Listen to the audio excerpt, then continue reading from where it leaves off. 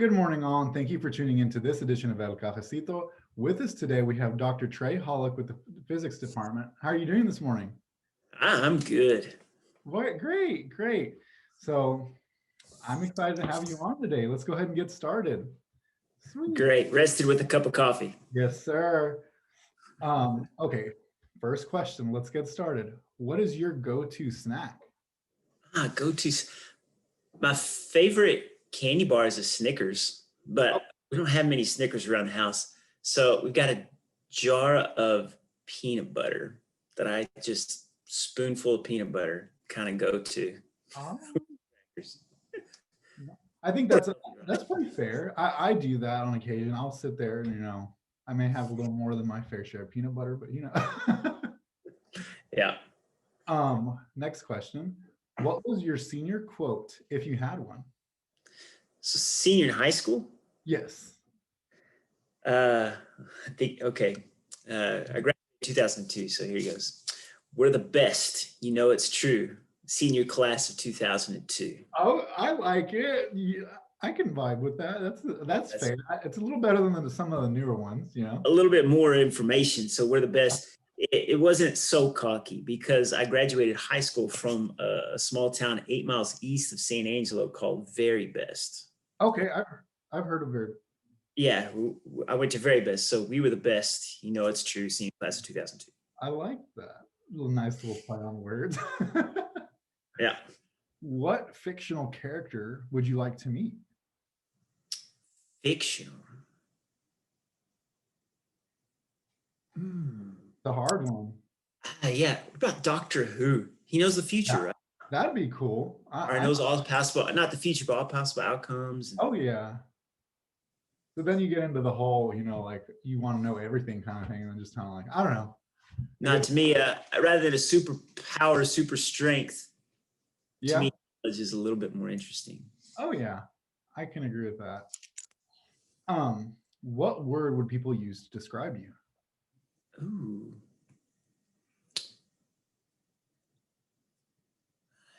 Maybe energetic. Would you disagree with that, Amanda? My wife. I don't know.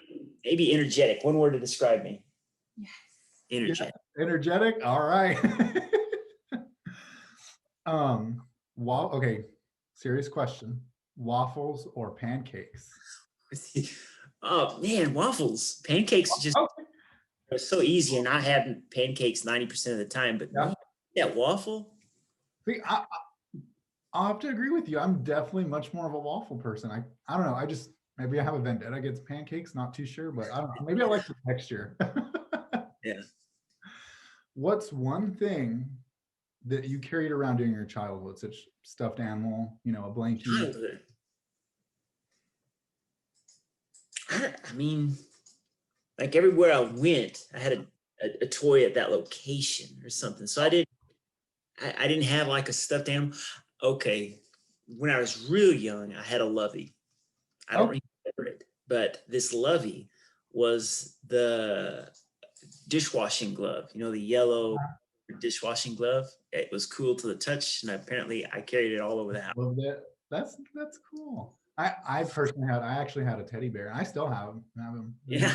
His name is Ruffy. He sits in my little office. That's cool. What's the coolest thing your family has ever done together? Okay. I would say next week. Oh, yeah? So, wife Amanda, kid Henry, who's 8 months old, next week, or this Friday, we're leaving to go for a week to Rio Dosa. Rio Dosa is amazing. Yeah, and I just heard that they just had some snow yesterday, so perfect timing. It's a very beautiful place. I've been a couple. That's going to be the best family experience so far. Oh, I like that. Have you ever had 5 minutes of fame? If so, when and what for? Okay, 5 minutes of fame. So various levels, like you graduate, you aim in some the newspaper for this and that. I would say the most that I would consider fame. So you have to give you a backstory too. Okay, go for it. My research deals with superconductivity in physics, which is a property of some materials that can carry a lot of current with zero resistance. So, in other words, you could power a vacuum cleaner with, anyway. You can also make strong magnets with this stuff. So my dissertation project for my doctorate was making a magnet for a particle accelerator, atom smasher, and built it, tested it. And after I graduated and went and did a postdoc work at Fermilab, and Fermilab used to be the biggest atom smasher in the world. And Europe built a bigger one, the Large Hadron Collider, and it's still in operation. And they've made plans to upgrade this biggest particle collider, in the world in the coming 10, 15 years. And I made a magnet design based on United States expertise, go and help Europe upgrade their atom smasher. So went to, where's this conference at?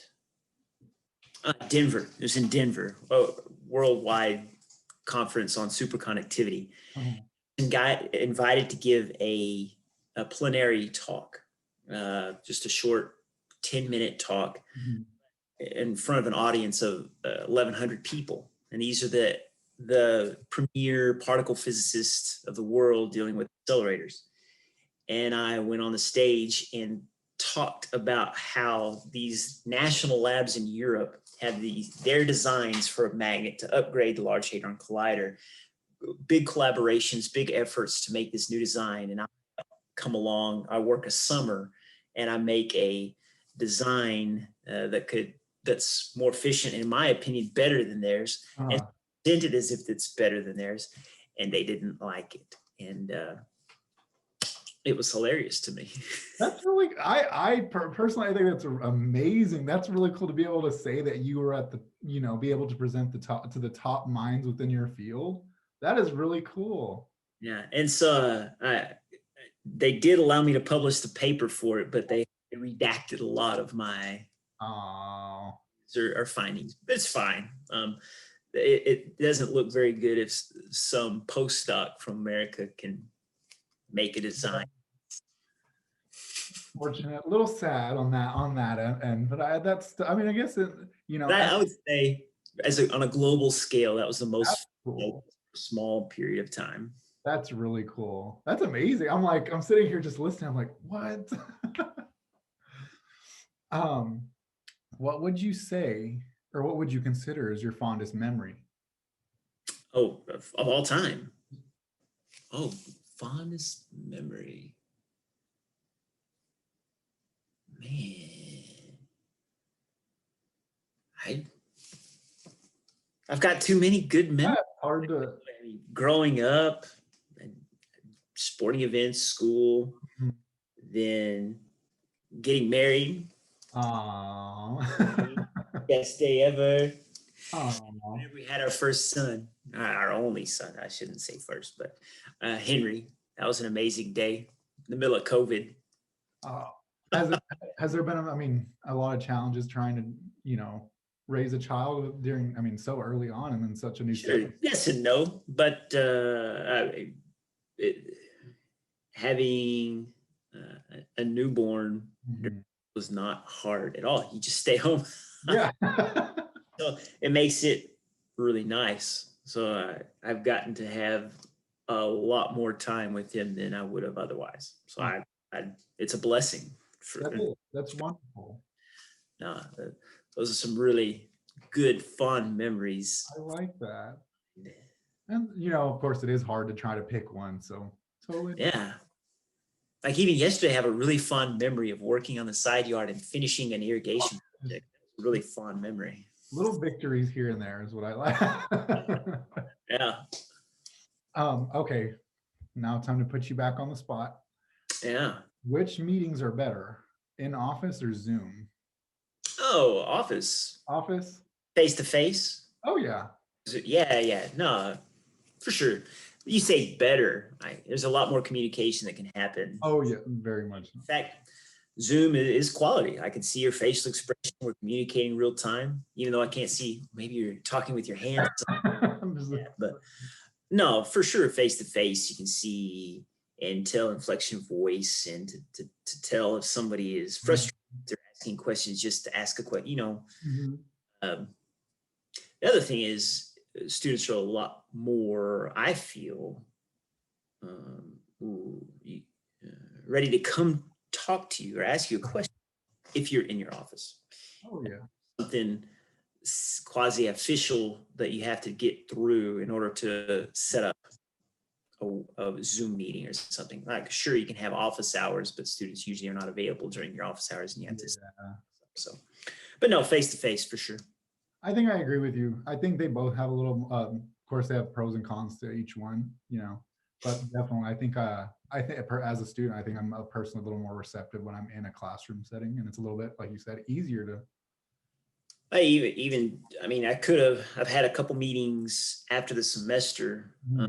I've met and in a quarantine area, whatever, but still face to face with a student as opposed to Zoom. That's awesome. I'm really glad that you're making that. I think it's, I think the semester and all, a year and all has been hard on, we say it's been hard on students, but it's also, I think we forget about the staff and faculty, how hard it is to try and adapt your curriculum to everything. Yeah. I don't know how much students have learned. Yeah. But we've done our best. All the materials put out there, but we've all tried our hardest. Sure. How do you make decisions? Is it more based on your intuition, or do you approach it with logic? Oh, logic. Logic. I have no intuition. No.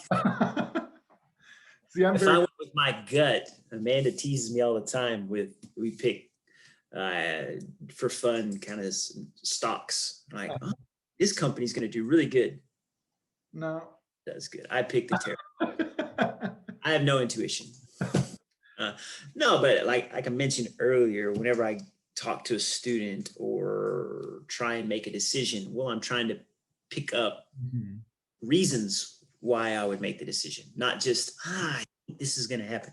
No, it's always this observable indicates that this will happen. So let's make a choice based on that. Yeah. Probabilities. So sure, logic. Oh yeah. You're asking a scientist, so. Yeah, of course. No, I'm right there with you on that. I'm very much a pragmatic person myself. I'm going to go based on like, okay, here's what we have to show for it. Okay. Yeah. Let's go. And even something 50-50. Oh yeah.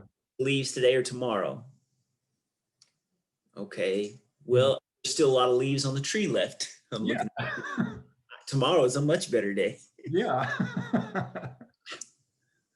Oh no, I will never play, I'm a stickler. I will never, people are like, we're sitting around somewhere like, you want to play a card game? I'm like, no, I don't want to play something that I don't know that I have like at least an inkling of an idea that I can think my way through it. Yeah. Name the biggest what if in your mind. So this is totally open. Biggest what if? Anything at all. What if?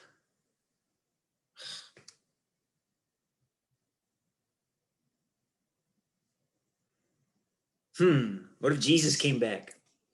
Hey, that'd be real. That's a big one. Okay, so that's it.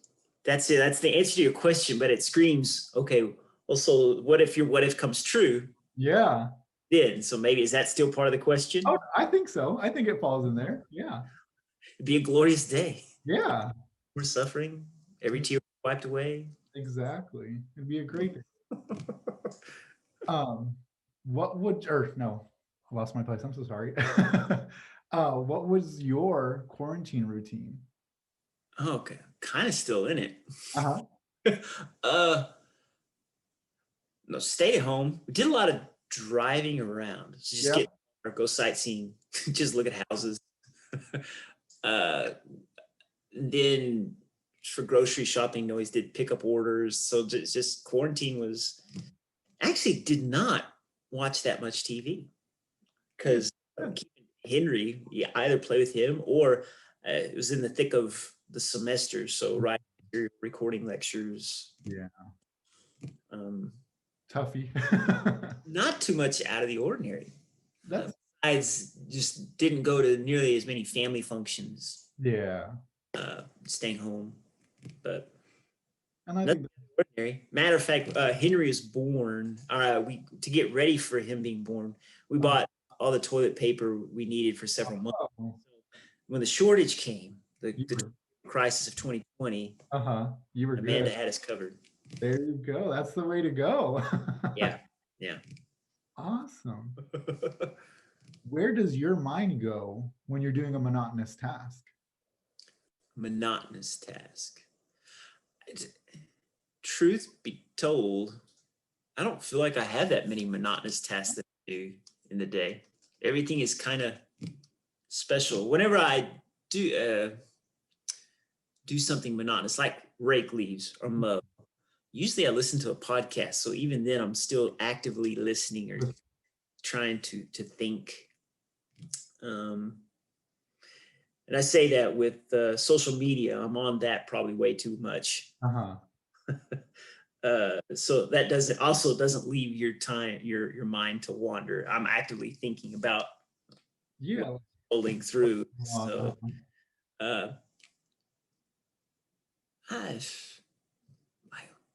my family, or what am I going to do tomorrow, or sometimes it's physics things, like it is the sky is really blue today, so why is that the case, or something, just ponderous questions, things like that. Sure.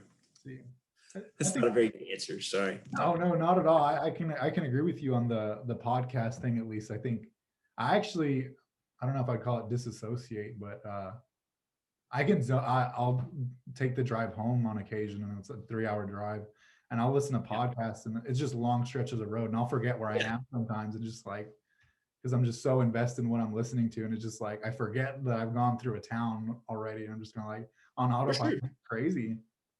No, in that regard, I went to graduate school in College Station and drove back and forth here and there all the time. And that's about a 4.5-hour drive, 3. And so this was even kind of pre-podcast, but I download sermons and download talks and listen to that the whole way. And oh man, now with podcasts and a lot better internet. Yeah. Oh man. You have everything at your fingertips right there. That's amazing. For sure. Yeah. What was your favorite thing to do growing up? Growing up?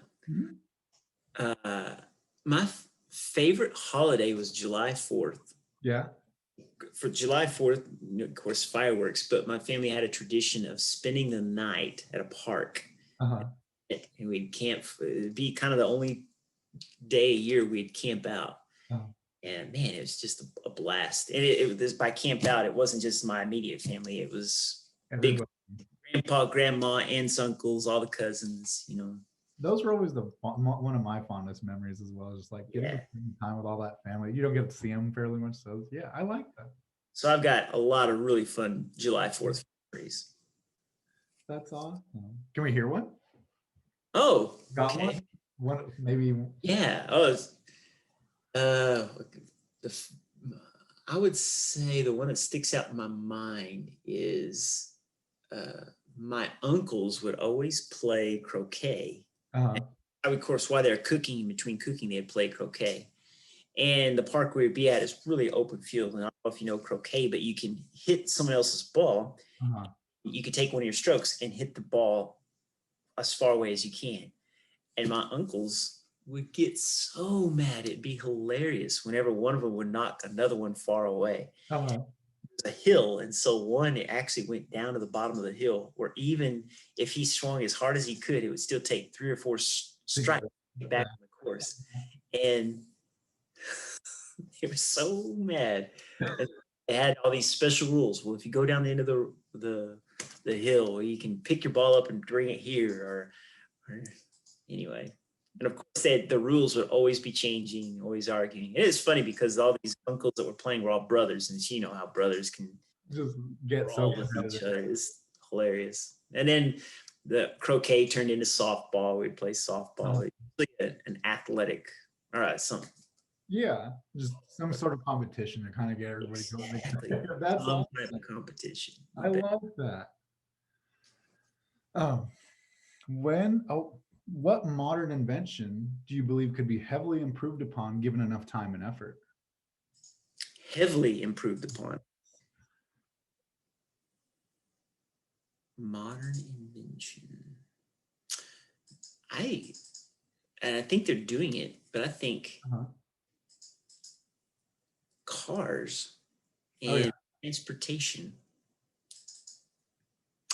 I think there's enough engineering Mhm. and going on with either electric vehicles or hydrogen fuel cells, Uh-huh.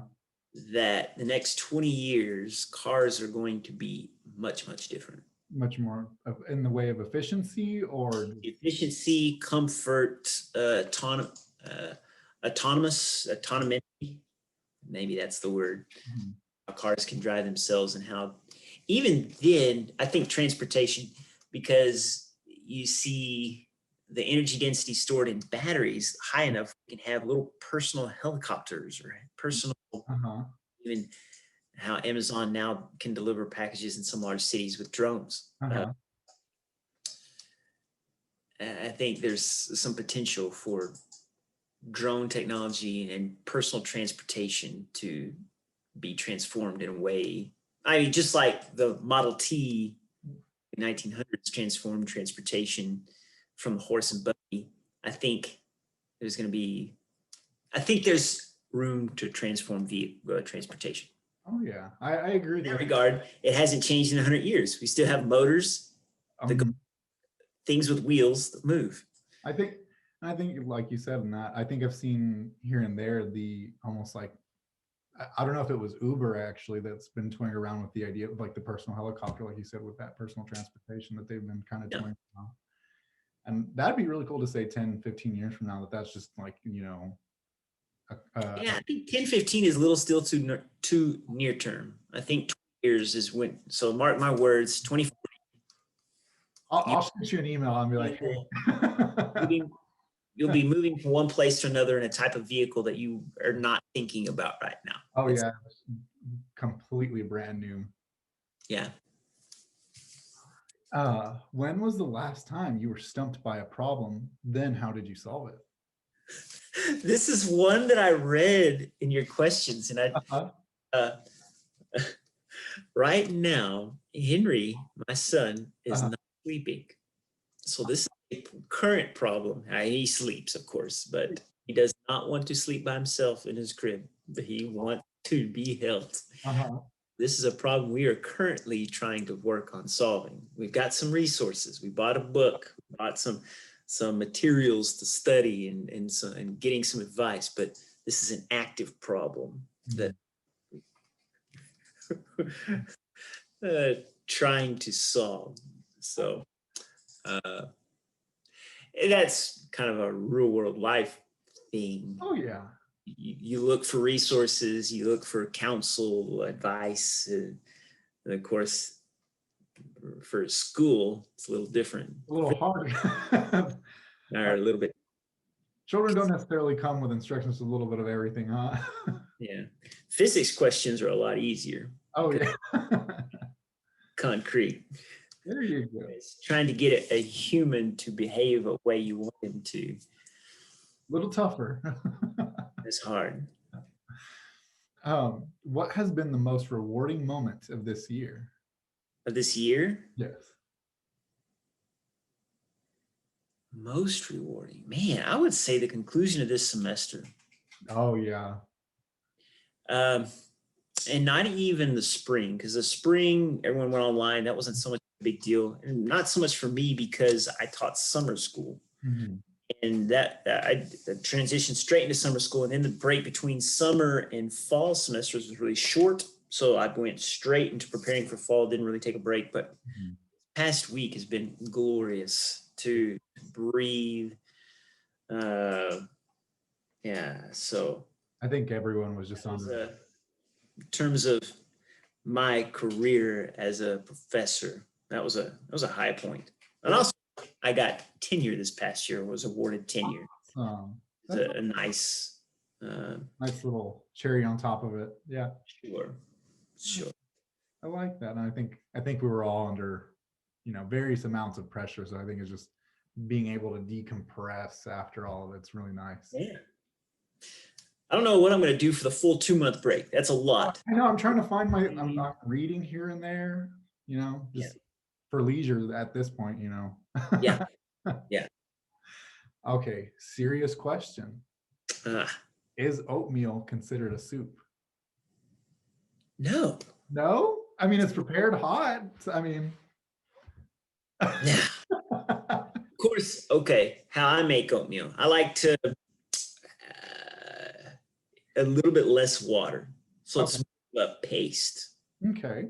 I think of oatmeal, I'm thinking more paste. So if I get a spoonful, I can get a clump of it as a liquid. Yeah. All right. But absolutely served hot. But there's a lot of things you can put in a bowl that's not soup. That's not, yeah. Or like a stew. Help me out here. What can you put in a bowl that's not a soup? That is a tough one. There's an imponderable question for you. Actually, you're making me doubt my choice now, son. Nah, when I think of oatmeal, I do not think soup though. Don't think of anything as soup. Here's another one. Would a hot dog be considered a sandwich? Man. Yeah. But you never think of it that way. No. But kind of the definition is a meat between bread. I mean, you could maybe you can make the argument it's a taco. It's meat between a shell. Taco, either that has to be something not yeasted. Yeah. Okay. So either a tortilla or a crunchy hard taco. Yeah. Bread, something with yeast. Nah, not a taco. Not necessarily. All right. But sandwich, meat between bread. Yeah. This is a great question. Definitely. And I think you could consider a hot dog a sandwich. Sandwich. Some of our other guests will go head to head with you on that and be like, no, it's a hard no. Well, here's the thing. It's almost like Kleenex and tissue. Yeah. Because hot dog, it's almost name brandish. It's very specific kind of sandwich. Yeah. It's almost if I say a BLT. Well, that's a sandwich, but somebody could say, no, it's not. Mm-hmm. It's a BLT.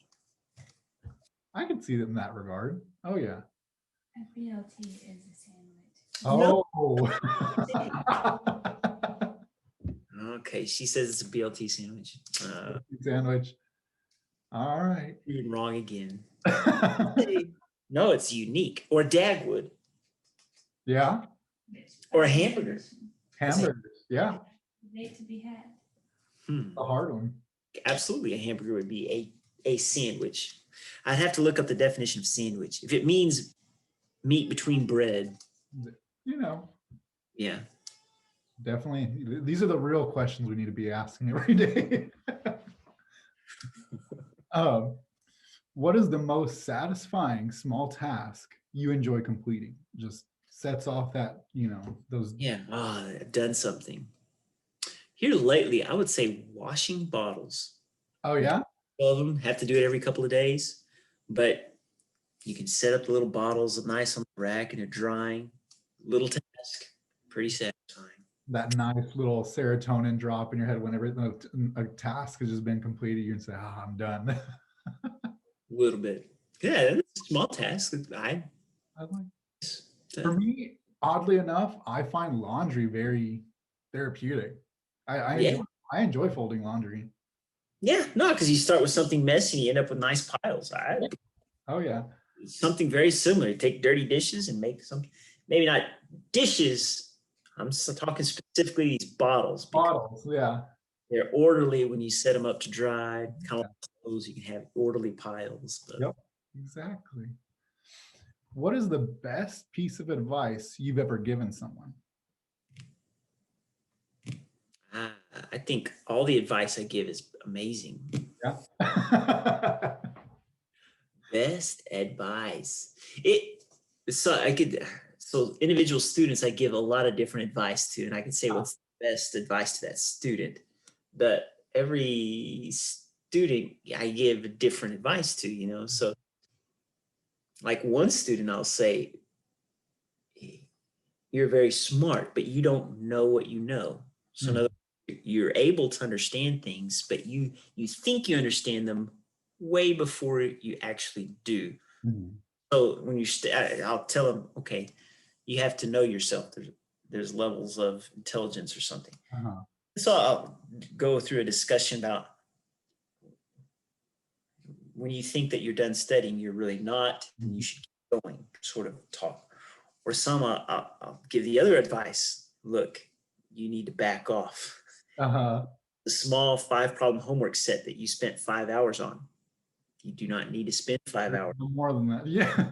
You should spend more time studying other things or doing other assignments in class.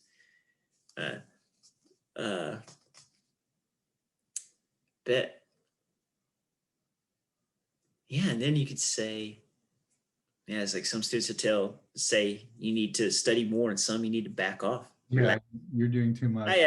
Best advice I'd say is don't be passionate, I guess. But nonetheless, I think that's good though. Everything. Yeah, I find that very admirable that, you know, as an educator, you really have to cater to, you know, there's not like one size. Yeah, best advice is, I mean, there's 1,000 cliches that you could give. It's not grades or whatever else you could think of. Yeah. Amanda's laughing at me. Because in some regard, you should say you should make more grades and not so many friends. Like that would also. You should make friends and grades. Yeah, Amanda says you can make friends and grades at the same time. So. I think it's really good. There's actually a movie that goes in, kind of delves into that philosophy. It's called Booksmart, and that's basically the premise of the story is that these two best friends in high school just went out of their way to, you know, 4.0, you know, they were the top of all their organizations, and they were kind of like the outcast, but everyone else within their class was just kind of like, oh, well, we got into Harvard or we got into these places and we were still having fun. And they're like, the philosophy was that, you know, like you can go out of the way and be the top student, but you also have to make time to have fun as well. So yeah, it's a good movie. Watch it. I don't know it. I'll look it up. Booksmart, you say, huh? Yes. It's a pretty feel-good movie. It's a little raunchy, but it's pretty fun. It's pretty good. Let Henry go to bed, huh? Yeah. All right. What is something that you got away with as a child that your family still doesn't know about? Nothing. Nothing? I got in trouble for everything. Oh, yeah? Things that I didn't do. Maybe that's what. Oh, okay. My sister and I would, we were only 2 siblings, and argue all the time, but inevitably she would end up crying because she edged me on to no end. And then I did something probably small in retaliation. This is just a typical thing. And she would go cry and I would get busted. Or, you know, so I got in trouble for everything. Since we were always together, if I did something, and my sister was a big tattletale. Yeah. I may need to forward whatever link this has to her and have her watch this. Have her look at it, see if she can kind of contest that. Like, collaborate, yeah. There you go. No, I got in trouble regularly. I know getting away with anything. Yeah, I know the feeling. And then, you know, having that younger sibling, they always kind of got what they wanted, or they got away with it. And yeah, there's no way around it. I guess it's just, you know, one of those things that, you know, is just part of having siblings. Yeah. What is one thing you will always take everywhere with you? That I always will? This. There you go. I take my watch off if I'm doing something dirty. I mean, I could say my cell phone, it goes with me everywhere too, or even wallet, but certainly that doesn't come off. So it doesn't come off. What do you love but rarely buy for yourself?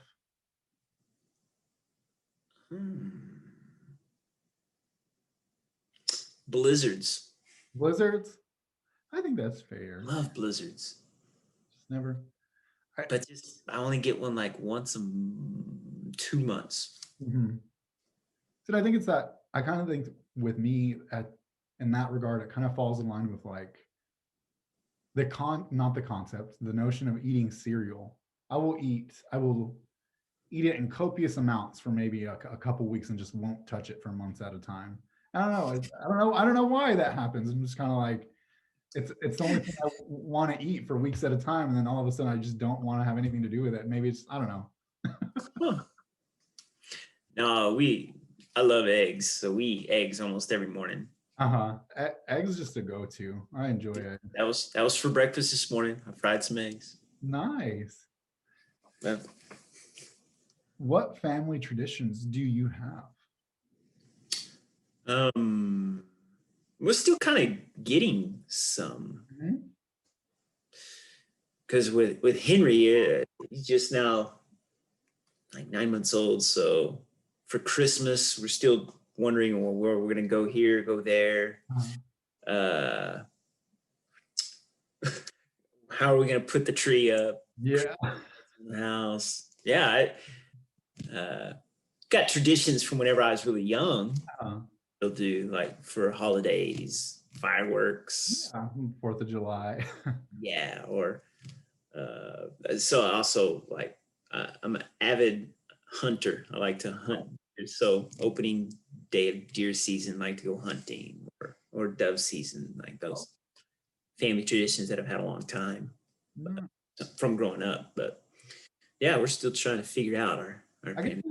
I guess there's joy in that though, getting to, make your own traditions. That's awesome. Yeah. What, if you don't mind me asking, what's your method of hunting? Our family were more we were bow hunters actually. Really? Yeah. And it's too hard to be accurate to get close. So you're more, yeah. I've not even tried. The rest of my family, they have bows and they hunt. But I just never got into it. I have rifles. I don't own a handgun. I just have a shotgun for birds and for a rifle for deer. Yeah, nice. I think my first doe, she was from one of my first bows too. That's the one my dad had gotten me. Fondest memory. Wow. So your first animal you took was it was a bow. Yeah. It was really that is impressive, sir. Yeah. I can't say it was the cleanest shot, but Well, you're also how old? Yeah, I think I was maybe 12, 13 at the time. With the bow? Yeah. Dang. I had a lot of practice. It was something that you're just shaming me right now. Wow. It was just cool. It's something that my dad was like, "You want to try this?" And it was, it's something that I didn't really like take an interest to. And then I ended up, like, oh, okay, I kind of really like this. And then it just kind of stemmed from there. And I've always enjoyed it. I haven't, college student, don't really have much time for it now, but Sure. And if you're 3 hours from home, that makes it especially tough. Yeah. But are you gonna go home for this Christmas? Oh yeah. I didn't necessarily go home for Thanksgiving, just it's a little fun. But yeah, I'll go home for Christmas. Good. Yes, sir. There you go. But yeah. What was the last new thing that you tried?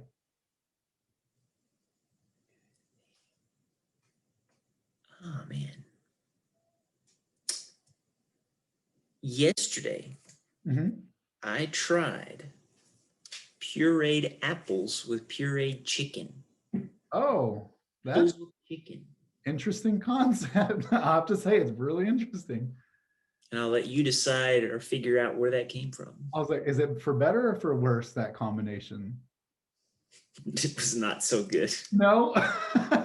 It was okay. It was mostly apples and not very much chicken. It's baby food. Okay. I was trying to figure out, I was like, was it yeah. So yesterday And Henry didn't like it much either. So I don't know if I would endorse mixing apples and chicken, but Gerber does it. I think it's Gerber. Gerber.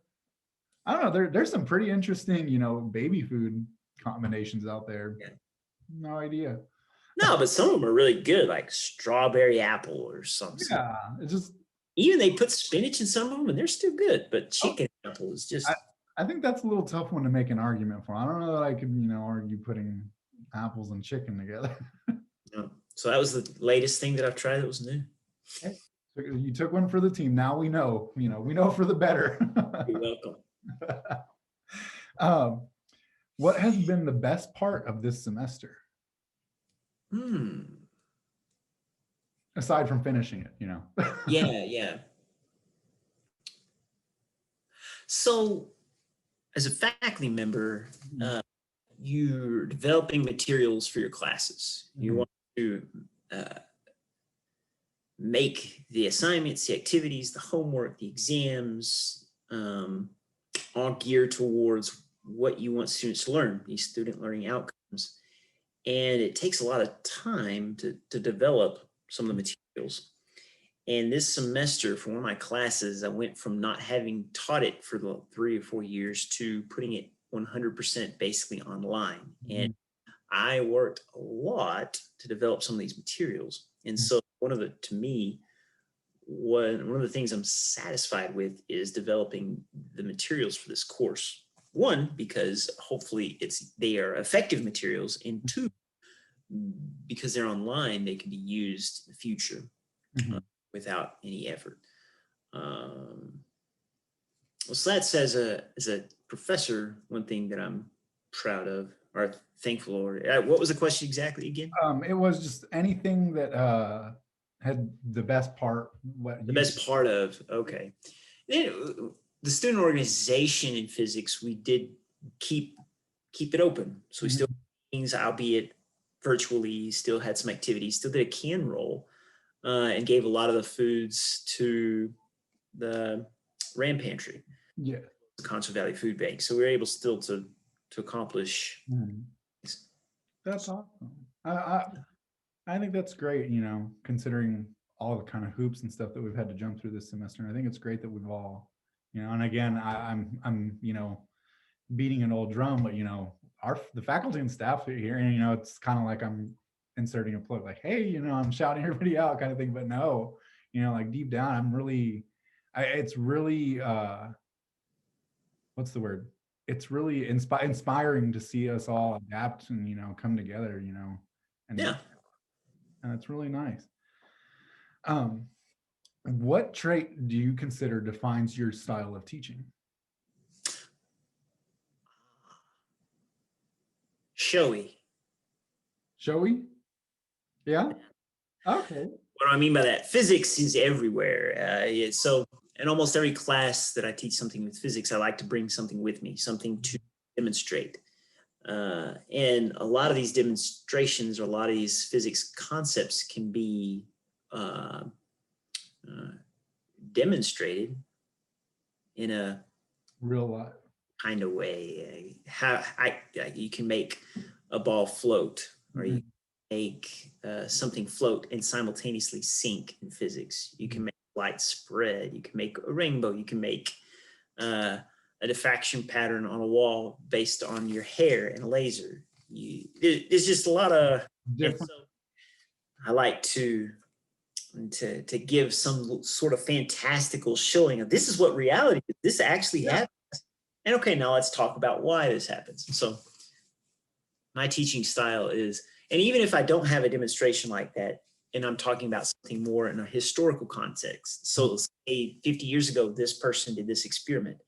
Well, I'll give the background of, well, this is what they knew at the time, and this guy had a brilliant idea. And so how he's going to test it. And this is what he was expecting to happen, but it wasn't at all what happened. New understanding of reality occurred. And so it broadens our whole understanding of light or gravity or matter or atoms or whatever it is. So I want to convey all the information, but I try to do it in a showy way. Like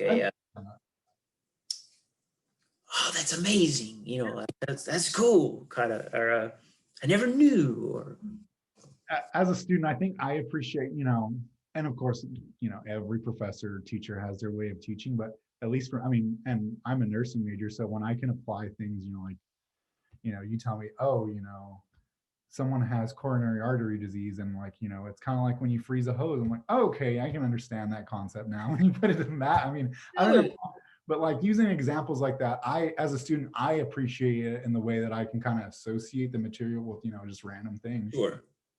And even then, I feel like I would still present, if I was a nursing faculty member, for example, I would still present it in a similar way. In other words, if you're talking about medicines, to know about all the medicines that affect the heart.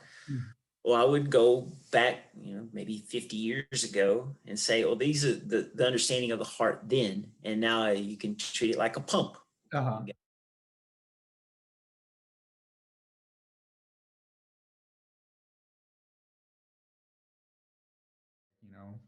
You know, coronary artery disease with like a Oh, right. Yeah. So even if I was a nursing faculty member to teach, say, something with the heart, right? Even I'll use a different method now. If I was a nursing faculty member and I was to teach something with the lungs, and there's something necessary to exchange to oxygen. This is understanding, but you could be showy about it too, or show something fantastic about it. So one interesting thing about the lungs is ordinary surfactants or materials is whenever I stretch them thin, the ability to contract weakens. So in other words, if I stretch something and it becomes very thin, well, then the reaction force in order to come back together weakens.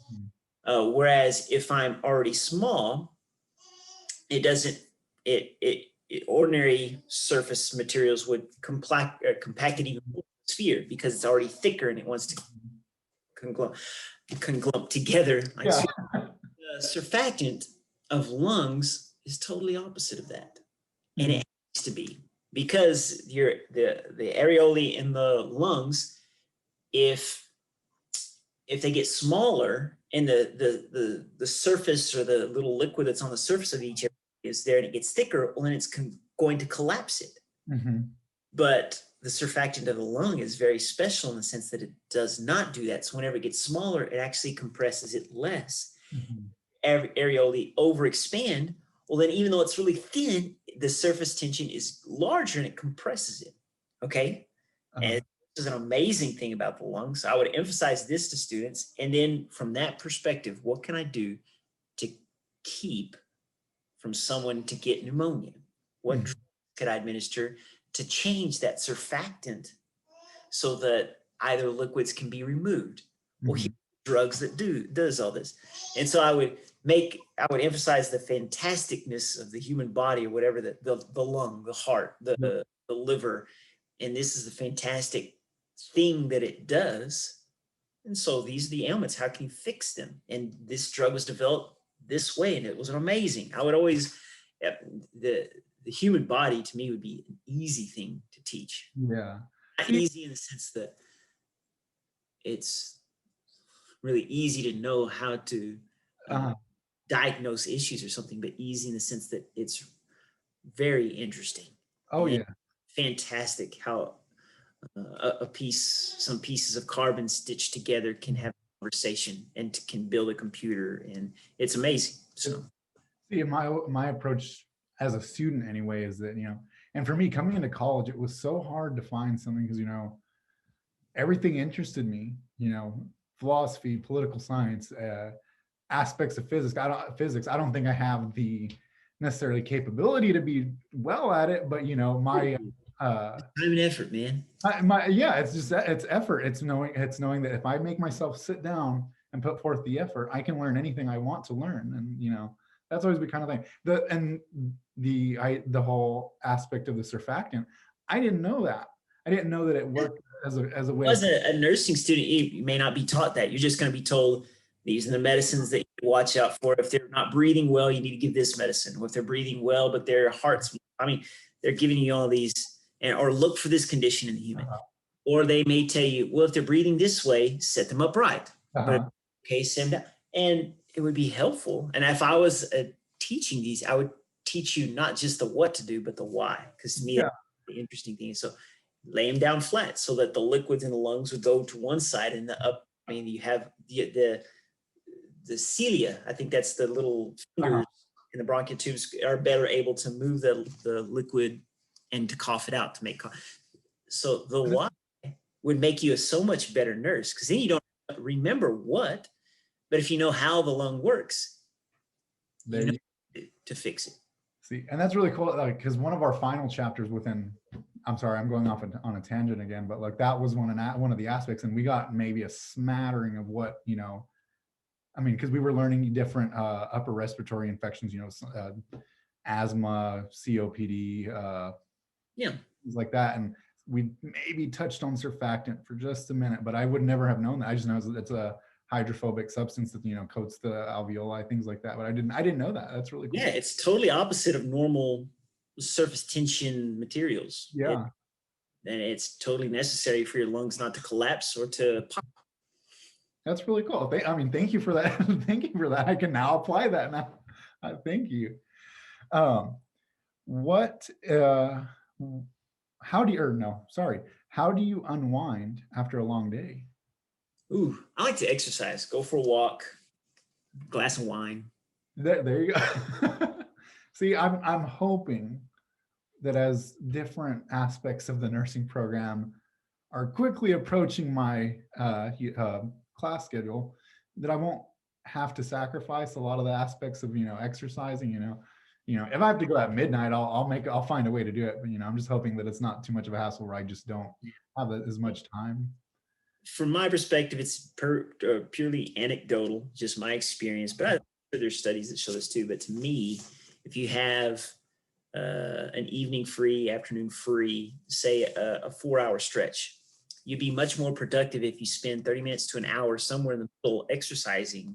And even if you have 10, 15 minutes on the front end getting ready, or 10, 15 minutes on the tail end with a shower or whatnot, you'd still be more productive over the 4 hours with that break than you would otherwise, especially studying. If you're just new material, it's especially important. If you're doing something regurgitative or repetitive, then no. Like if you're taping boxes or working, well then no, you just need time to tape the boxes, whatever. But if you're learning material, keeping high endorphins, high blood flow through your brain, high oxygen content by exercise, and just, I can't emphasize enough, for especially for a student to. Yes. What I'm trying to say is don't sacrifice 30 minutes to an hour of working out every day. Yeah, no, I agree with you. I think we in some way or form as students, we've all come into that, you know, like you can't sit there in front of the computer for, you know, hours at a time and not expect to. It's very important to take breaks. Basis of the matter. What discovery do you think would change the world overnight?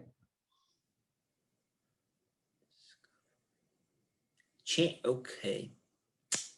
So you're talking to a physicist. The biggest question in physics right now has to do with cosmology of the universe.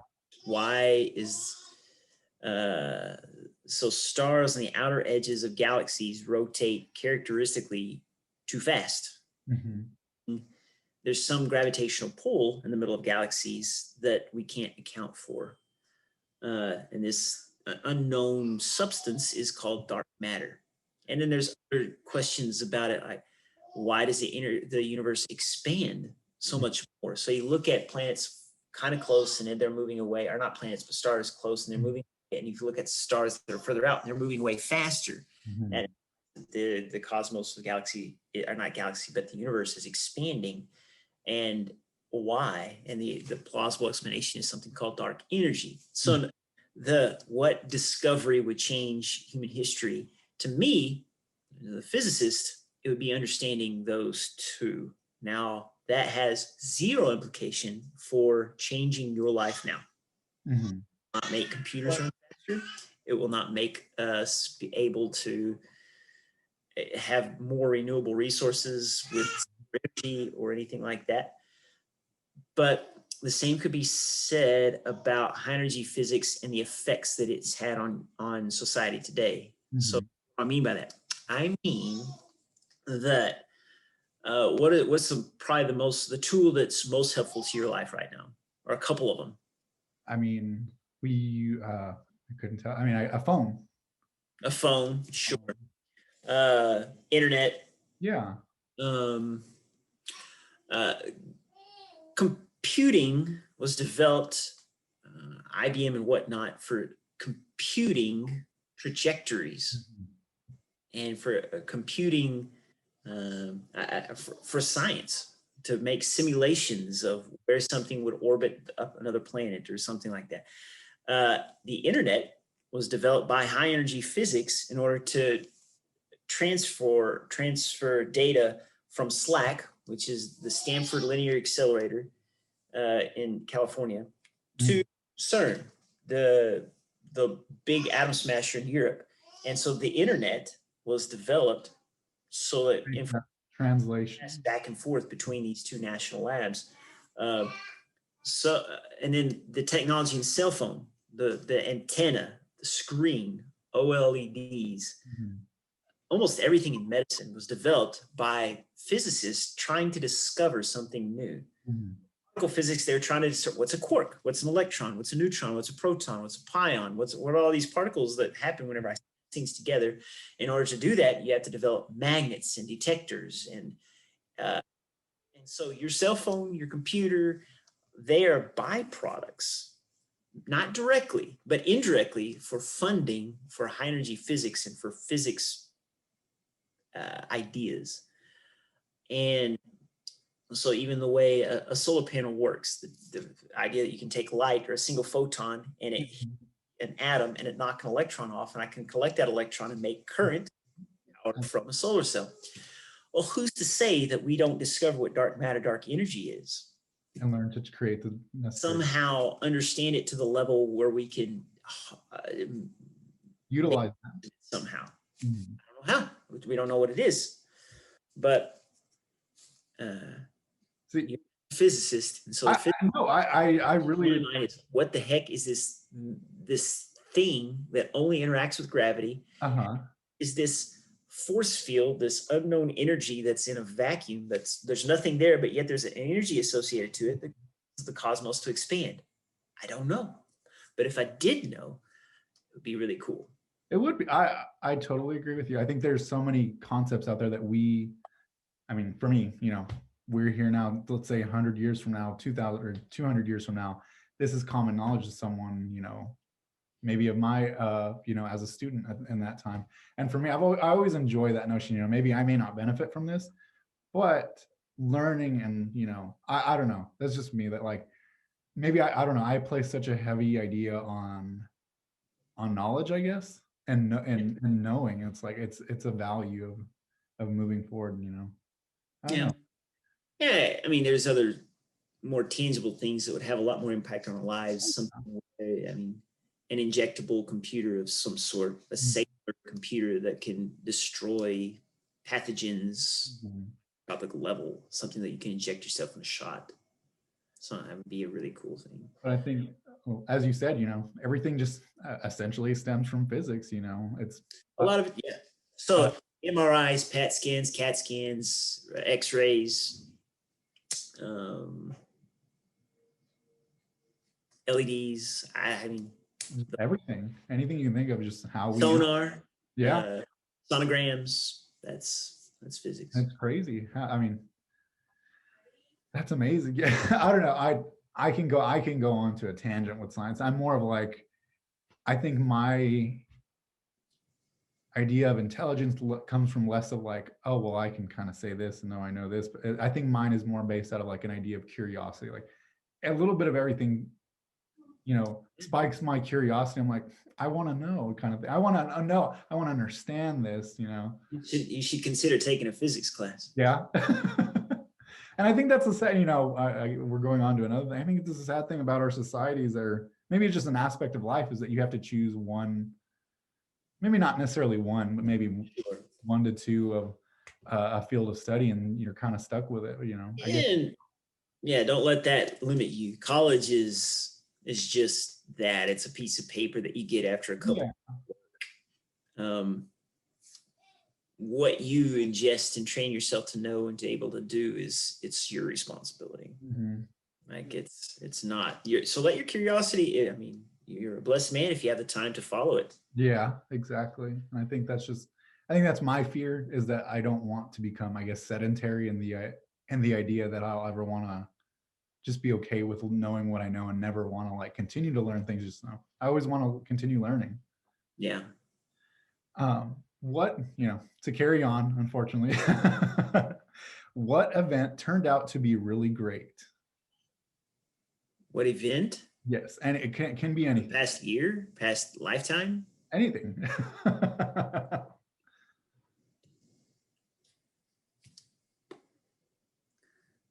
Man, I do not know what event turned out. This This. turned out to be really great. All right, nice. If all your furniture sprang to life, Beauty and the Beast style, which piece of furniture would be the most frightening to you? Frightening. Yes.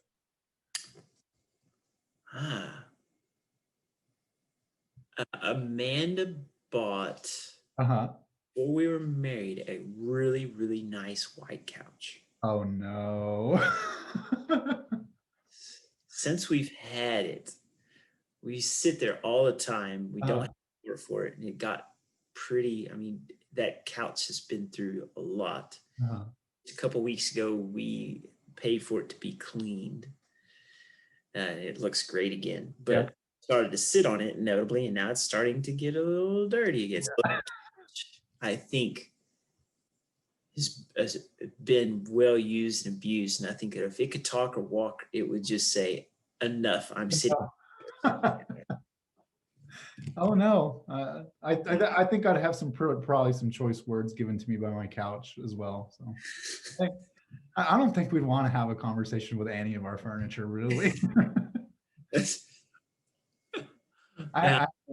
Maybe the French candlestick. I've got a candlestick somewhere. Maybe they would have something funny to say. Yeah, there you go. Candlestick in Beauty and the Beast. Yeah. French. Anyway. And I feel like a lot of what we would have would, stem from whatever culture it, was created. But, you have a, maybe a Swedish desk, I don't know. Yeah. Who in your life are you always happy to see? Oh, my wife. Ah, She's smiling. She's happy to see. I'm happy to see her. that's awesome. How would you explain YouTube to someone 80 years ago? 80 years ago. That's 1940. Uh-huh. They already had, TVs around then.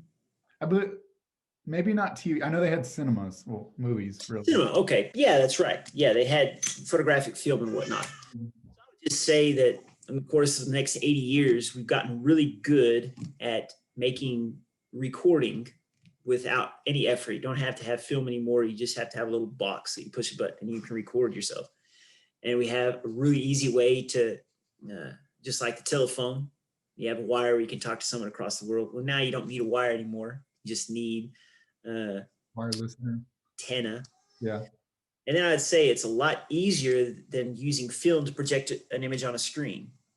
So all I'd just say is in the next 80 years, those three advances, the ability to make a picture, the ability to record a picture, and the ability to it's going to be quantifiably transfer it, just makes it super easy. Mm-hmm. So what do you feel, Grandma, is going to be the outcome if it's no effort to record something, no effort to transfer it, no effort to watch it?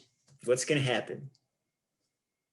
I mean, maybe I'd tell them that people just make videos of themselves all day long. I would bet a good grandma would say, people just going to record everything, huh? Yeah. People will record everything. Uh-huh. make it so that everybody else can be watching. Yeah, exactly. You could travel 80 years ago and say 2020 is going to be the year that people are dancing in their living room and recording themselves doing it. No reason, no con. It's not so much of a stretch. Yeah. Okay. Finally, last question. Last question. In one word, what drives you the most in life? Drives me the most. Mm-hmm. Eternity. Eternity. Yeah. As a Christian, you want to work on things that have eternal consequence, and it does. So first in my family, instill faith and love, compassion, fruits of the Spirit, and then certainly in my job, what has eternal, lasting is what I convey that's right, what's true. And in physics, I get to talk about what's true and right all day long. It's not, I'm not talking about religion. I'm talking about things that God has made, light and particles. So I have the pleasure of conveying things that are right and true and real. And as a student understands, well, this is reality, I feel like I'm giving a piece of eternity. So, and it's in you too. And I say that because you said that you're curious about dark matter, dark energy, about how things work, about what is. That's not a surprise to me. Everybody has that to some regard. Everybody has a curiousness about what's out there, and I get to give it to students to some regard. That's a satisfying job. It drives me. It makes me want to be a better teacher because part of it is I'm conveying to students what something God has made, and it's not a thing I take lightly. Yeah, no, I 100% agree with you. I think that's amazing. And I think, your faith and what you take the satisfaction in doing every day. I think those two go in, hand in hand. You said eternity, and like you said, imparting that, ask those little tidbits of eternity upon your students. I think, they go hand in hand with one another. We're always looking, as a scientist and carrying on in your faith, they go hand in hand of what we're always looking towards the future in a certain sense, even if it's not something we can see right now, we're investing in it, Yeah. I like that a lot. Well, some of the best things I can do for that sake is just to help my son learn to sit up or to eat. Yeah. That's my eternal work that I'm doing right now. That's awesome. Right. One last thing, thank you for being on with us today. It's amazing. Oh, I really enjoyed my it. pleasure. Yeah. I did too. Thanks for asking. Who would you nominate to come on with us? It can be a staff, student, anybody. Oh man, you could pick anyone in the physics department. Okay. A department full of character, or the geophysics department. So geology, physics. I could list every one of them right now, and you'd have a great candidate. I'm talking to them. Wonderful. We'll have to read this or every year we do not a survey, but like a meet your professor type of event where we give fantastic questions about things that every faculty member has done over the course of study of their lives. And I'm always amazed at all the accomplishment of everything of all the faculty in our department. So I would nominate any physics or geology faculty member. All right, wonderful. Away from working on the atomic bomb to oh my gosh, that's amazing. Your tips to running with the bulls to yeah. That's awesome. We'll have to reach out. Yeah, we're gonna reach out then for sure. Awesome. Well, again, thank you so much for being on here with us today. My pleasure, Aaron. I want to thank everyone for tuning into this edition of El Cafecito. Be sure to catch us next time.